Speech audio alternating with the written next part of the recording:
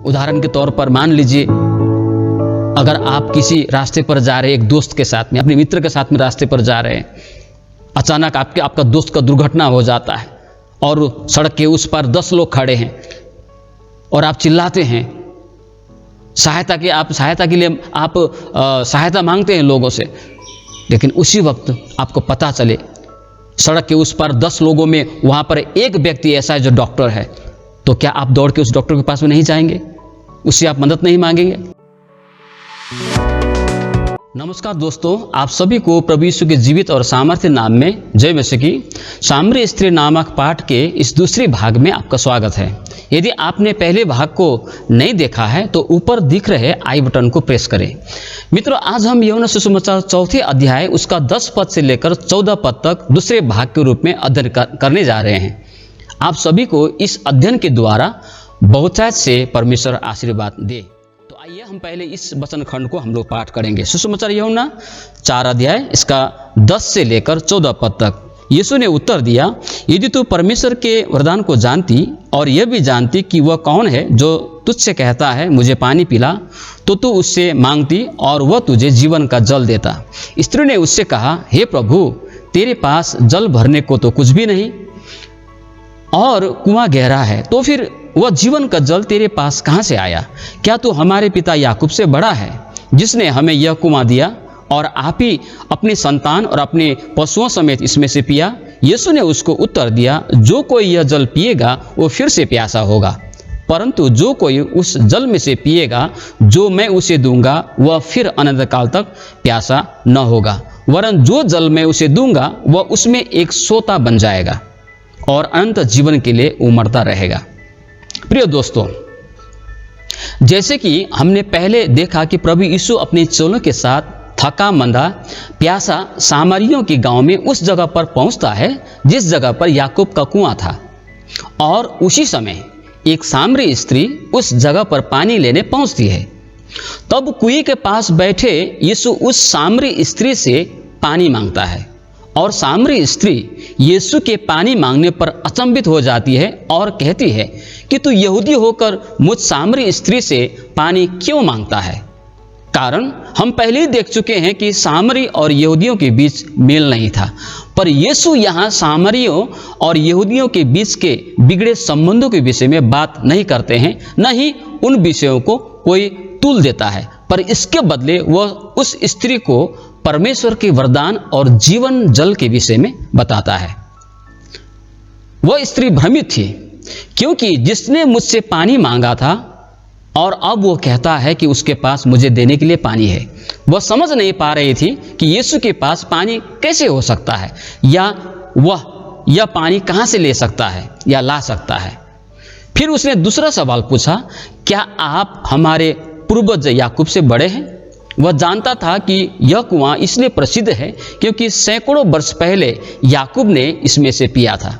प्रिय मित्र, यहाँ पर आज मैं आपको विशेष करके 2 कुएं के विषय में मैं आपको बताना चाहता हूँ। पहला कुआं है याकूब रूपी कुआं। प्रिय मित्र, यहाँ पर मैंने आपको पहले ही बताया, प्रभु यीशु मसीह यहाँ पर सामरियों और यहूदियों के बीच में जो अमेलता है, जो झगड़ा है, जो वैरीपन है, उसके विरुद्ध में, उसके विषय में प्रभु यीशु यहाँ पर बात नहीं करता है, उसे तुल नहीं देता, उसे महत्व नहीं देता, उसे बढ़ावा नहीं देता है। पर यीशु यहाँ पर परमेश्वर के वरदान और वह जीवन का जल है, इस बात को उस स्त्री को बताता है।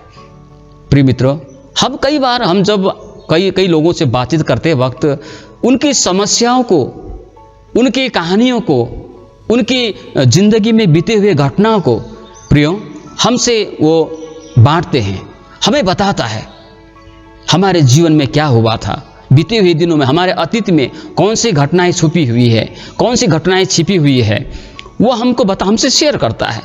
और हम वहाँ पर परमेश्वर के वचन को रखने के बजाय, परमेश्वर के वचन से संबंधित गवाही को बताने के बजाय, परमेश्वर की आशीषों को बांटने के बजाय हम उसी विषय को पकड़कर और उसे आगे ले जाते हैं, और उसकी समस्याओं को हम समाधान करने के बजाय उसे शांति से भेजने के बजाय, उसके ज़िंदगी में एक आनंद के साथ भेजने के बजाय हम उसी विषय को पकड़ के हम ले जाते हैं और उनकी समस्या को और हम लोग बढ़ा देते हैं।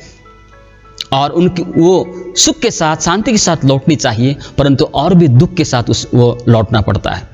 प्रियो, लोग यदि हमारे बीच में अपने समस्याओं के लेकर आते हैं, बातचीत के दौरान उसकी पृष्ठभूमि, उसके परिवार की पृष्ठभूमि, उसके जीवन की पृष्ठभूमि, उसकी समस्याओं को यदि हमारे बीच में रखता है, तो प्रियो, उस बात को मजे लेते हुए, उस बात को चटकारा लेते हुए और भी जानना चाहता है क्या हुआ था, और भी मजे लेते हैं और जानना चाहता है,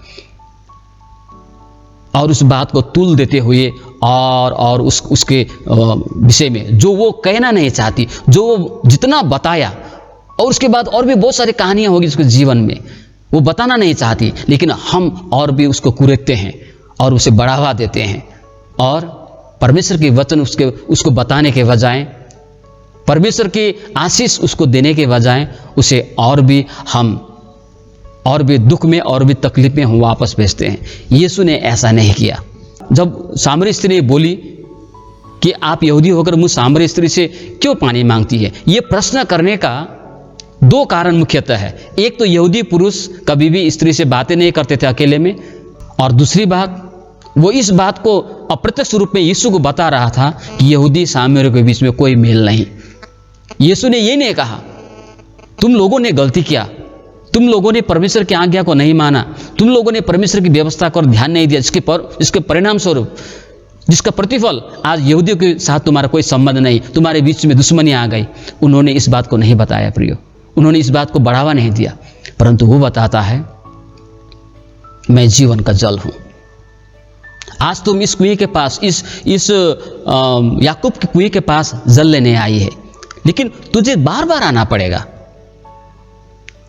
लेकिन मेरे पास एक ऐसा जल है, मेरे पास एक ऐसा पानी है, अगर तुम उस पानी को पियोगी तो तुम खुद संतुष्ट नहीं होगी, परंतु दूसरे तक भी वो एक उमड़ता हुआ तुम्हारे जीवन से सोता बन जाएगा। प्रिय दोस्तों, परमेश्वर के वरदान और उस जीवन जल के विषय में जानने की आवश्यकता था उस सामरी स्त्री को। प्रिय, यीशु कहता है मुझे जानो, मैं जीवन का जल हूं, मैं एक परमेश्वर का वरदान। प्रियो, रोमी 6:23 मैं एक बार आपके बीच में पढ़ना चाहता हूं। यहां पर लिखा है, रोमी 6:23 बताता है, क्योंकि पाप की मजदूरी तो मृत्यु है, परंतु परमेश्वर का वरदान हमारे प्रभु मसीह यीशु में अनंत जीवन है। परमेश्वर का वरदान होकर यीशु मसीह अनंत जीवन देने के लिए, हमें और आपको अनंत जीवन देने के लिए वो परमेश्वर का वरदान के रूप में इस धरती पर आया। परंतु जब लोग अपनी समस्याओं का हमारे बीच रखते हैं, अपने तकलीफों को हमारे बीच रखते हुए हमसे शेयर करते हैं, हमें बताते हैं, हम पर भरोसा करते हुए, हम परमेश्वर के वरदान यीशु मसीह को आगे रखने के बजाय, परमेश्वर के वरदान के विषय में बताने के बजाय, उस जीवन जल के विषय में बताने के बजाय, हम उसी बात को पकड़ के और आगे हम ले जाते हैं। कभी आपके और मेरे जीवन में ऐसी परिस्थितियां, ऐसे नौबत आए, तो उस वक्त में प्रियो, उस बात को, उस पृष्ठभूमि को, उसके और भी अतीत को कुरेदने के बजाय, उसके अतीत में और भी घुसने के बजाय, प्रियो, हमें परमेश्वर के वरदान और जीवन रूपी जल के विषय में बताने चाहिए। आज इस याकूब के कुएं के समान, ये याकूब का कुआं क्या दिखाता है? ये दिखाता है हमारे धर्म कर्म के कार्य को, ये दिखाता है हम व्यर्थ रूपी धन के पीछे लगे हुए बातों को दिखाता है। प्रियो, हम शरीर के लिए बहुत परिश्रम करते हैं, धन भी कमाना चाहिए। ऐसा नहीं कि यीशु ने अब जब अपने जीवन जल के विषय में बताया तो याकूब के कुएं के पानी की आवश्यकता नहीं, हमें शरीर के लिए चाहिए पानी, लेकिन यहां पर आत्मिक बातें प्रभु बता रहा है, आत्मिक बातें। आज कई लोगों के पास में सब कुछ है, सब कुछ है उसके पास में, धन है, दौलत है, रुपये, पैसे, सोना चांदी, नाम शोहरत, इज्जत, गाड़ी बंगला, शानो शौकत, कई सारे लोगों के साथ में धर्म कर्म के कार्य करते हैं। लेकिन एक बार मन में सोच के देखें, क्या ये सारी चीजें आपको संतुष्टि प्रदान कर रही है? अगर नहीं तो उस जल के समान है। बार बार पीने के बाद में भी जिस प्रकार जल की हमें प्यास लगती है, उसी प्रकार इस कार्य को हमें बार बार करना पड़ता है। हो सकता है ये याकूब का कुआं का पानी पीने के बाद में कुछ देर आपका प्यास बुझ जाए, उसी प्रकार आपका रुपया, आपका धन, आपका शान शौकत, आपका इज्जत, आदर, सम्मान करना, आपके धर्म कर्म कार्य कुछ देर के लिए आपको संतुष्टि प्रदान करे। आपको ऐसा लगे कि कुछ देर, हाँ मुझे अब कुछ नहीं चाहिए, अब मुझे सब कुछ मिल गया, लेकिन 2 दिन बाद आपको वही प्यास फिर से आपको लगता है कि मुझे संतुष्टि नहीं मिले। अगर ऐसा होता है तो यीशु रूपी कुआं के पास में आप आइए। यीशु रूपी कुआं जो यीशु आपको देना चाहता है, वो तृप्त यीशु रूपी कुआं के जो जल है वो पीने से आपको वो संतुष्टि, अगर सीधा शब्द में कहूं, जब आप यीशु के विश्वास करते हैं, जब यीशु के ऊपर अपन भरोसा करते हैं, यीशु को अपना जीवन देते हैं, यीशु के पास आप आते हैं, तो जीवन जल आप यीशु के द्वारा जब लेते हैं तो आपको संतुष्टि, तृप्त, प्रिय मित्र, आपको मिलेगी।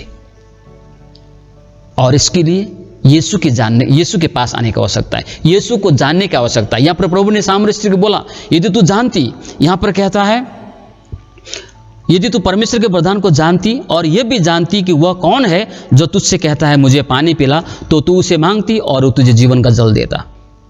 प्रियो, सामरी स्त्री को इस यीशु रूपी जीवन जल पाने के लिए यीशु को विश्वास करना चाहिए था, यीशु को जानने की आवश्यकता थी, यीशु को पहचानने की आवश्यकता थी। प्रियो, इस जल को पाने के लिए, इस अनंत तक उबड़ने वाले स्रोत जीवन रूपी जल को पाने के लिए आपको और मुझे यीशु के पास में आने की आवश्यकता है। यीशु को और भी पहचानने की आवश्यकता है, जानने की जरूरत है। उदाहरण के तौर पर मान लीजिए, अगर आप किसी रास्ते पर जा रहे हैं, एक दोस्त के साथ में, अपने मित्र के साथ में रास्ते पर जा रहे हैं, अचानक आपका दोस्त का दुर्घटना हो जाता है और सड़क के उस पर 10 लोग खड़े हैं और आप चिल्लाते हैं, सहायता के लिए आप सहायता मांगते हैं लोगों से, लेकिन उसी वक्त आपको पता चले सड़क के उस पर 10 लोगों में वहां पर एक व्यक्ति ऐसा है जो डॉक्टर है, तो क्या आप दौड़ के उस डॉक्टर के पास में नहीं जाएंगे? उससे आप मदद नहीं मांगेंगे? इसी प्रकार प्रियो, पहले यीशु को जानना है। जब तक आप यीशु को नहीं जानेंगे, आप नहीं पहचानेंगे, यीशु के पास में आएंगे नहीं, आपको जीवन जल की चाह, जीवन जल के विषय में आप कैसे समझ पाएंगे? और जब आप जीवन जल आपको मिलेगा, प्रिय मित्र, आप संतुष्ट रहेंगे, आप आशीषित रहेंगे, आपको तृप्त होगी। आत्मिक जीवन, आत्मिक प्यास जो धन के द्वारा नहीं मिलेगी, रुपए पैसों के द्वारा नहीं मिलेगी, शान शौकत के द्वारा नहीं मिलेगी, लाखों की गाड़ी पर चलने से आपको नहीं मिलेगी, धर्म कर्म के द्वारा नहीं मिल सकती। वो संतुष्टि, वो तृप्ति जब आपको मिलेगी, तब आपके जीवन से एक सोता निकलेगा और वो सोता दूसरों तक पहुंचेगी और आप खुद संतुष्ट होंगे। जब खुद मैं भूखा हूं, जब मेरे पास में जो है मैं वही देता हूं। प्रियो, यदि मैं पढ़ा लिखा हूं तभी मैं मेरे छात्रों को मैं पढ़ा सकता हूं। अगर मैं पढ़ाने लिखा नहीं हूं तो मैं छात्रों को कैसे पढ़ाऊंगा? ठीक है, उसी प्रकार अगर मैं संतुष्ट हूं, अगर मुझे तृप्त मिले है आत्मिक जीवन में, तभी मैं दूसरों तक एक स्रोत बन पाऊंगा। लेकिन मैं खुद तृप्त नहीं हुआ, खुद मैं किसी की खोज में हूँ, खुद मैं शांति की खोज में हूँ, खुद मैं धार्मिकता की खोज में हूँ, खुद मैं संतुष्टि की खोज में हूँ, खुद मैं आनंद की खोज में हूँ, उद्धार के, पाप की क्षमा की खोज में हूँ, तो मैं दूसरों को कैसे मैं उसको मैं दे सकता हूँ? मैं आनंद कैसे दूँ जब मैं खुद आनंद की खोज में हूँ? जब मैं तृप्त दूसरों को कैसे एक संतुष्टि दूँ जब मैं खुद संतुष्ट नहीं हूँ? अगर आप यीशु रूपी कुएं के जल से आप पीते हैं तो प्रिय मित्र, आपके पास वो तृप्त, वो संतुष्टि, वो आनंद आपको मिलेगा और वह आप दूसरों तक पहुंचा सकते हैं। प्रिय मित्र, इस छोटे से वचन में प्रभु आप सभी को आशीष दे। पुनः जय मसीह की।